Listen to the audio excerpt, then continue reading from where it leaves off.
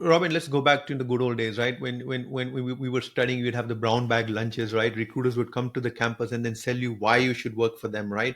And I think that we've gone from beggars cannot be choosers because I want the job. We need to get back to where, and I think AI actually allows us to do that. So, as an example, Robin, I just did 3 AI interviews, tested the tools for a couple of companies, and I got paid for it. And it blew my mind, boss. It blew my mind. I tell you one thing: forget the recruiter now. The recruiter has access to such advanced tools that when I did my interview in 15 minutes, we covered more ground than a normal recruiter would have covered in half an hour, far more. It takes what I said and it kept going in deeper and deeper and deeper and deeper to the point where I cannot BS anymore. Because if you don't know your subject, you're now in the weeds and you're lost. If you know your subject, then the weeds is the right place because it's taking you down so deep. And the highest score I got was 68. And someone told me that's actually a good score. I'm like, what? That's a good score. He says, yes, because AI is aggressive in how it measures. Yeah. Robin, it's happening. It's going to happen. Recruiters are going to get more powerful because they're going to integrate AI into their thought process. They're going to integrate AI. The first interview is going to be AI driven. You're going to have ATS scores plus the first AI interview scores in it. While your recruiter is sleeping, 1,000 people will get interviewed overnight because the system can interview multiple people and the system gets smarter and smarter and smarter It as it learns, interviews right? people. It learns and it's going to learn about that specific job spec.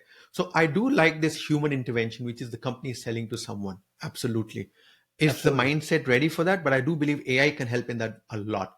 AI can actually try to build a bridge between how the company sells its message to this individual because it understands the individual also. Then you actually temper or you moderate your selling position for the company and why it appeals to this person because that person's value system needs to also be taken into consideration. So I think it's a great step. When we talk about AI and human versus a human in terms of either selling or evaluating salespeople, etc., we also talk about emotional fluency. I know this is one of your favorite terms per the prep that we did. Yeah.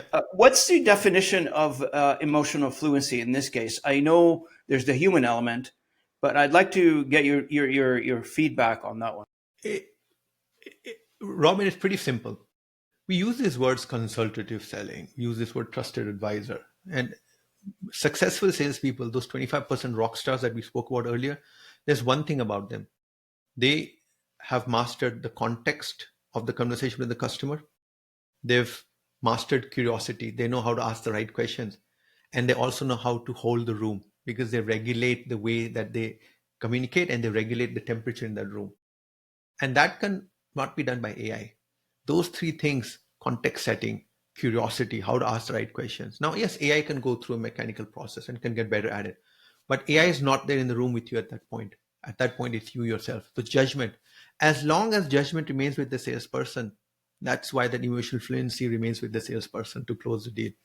Look, 30 years ago, no, 40 years ago, my granddad and I used to work in a store and he used to, now he didn't know the word B2B, but he used to call his selling function as belly to belly selling, Deepak. I do belly to belly selling. And I used to never understand that. Basically, it's talk to the consumer. Hey, Abdul, what's up? Abdul says, going bad, going bad. And he says, okay, so what can I help you with? Abdul says, I want to buy a shirt. And he says, okay. But Abdul says, but you know what? I have a problem. Can I pay you next month? And my granddad would have no hesitation because that's just how, of course, Walmart wiped out people's smiles like my granddad's, right? And that store is now defunct. He had two stores and he built his fortune from those two stores. And the entire retail thing has been flipped on its head. But there's few things that I learned from that man. It was very simple. Emotional fluency will always remain with the human. When you are selling to humans, understand that very clearly. Yes, a lot of your work will be done by it.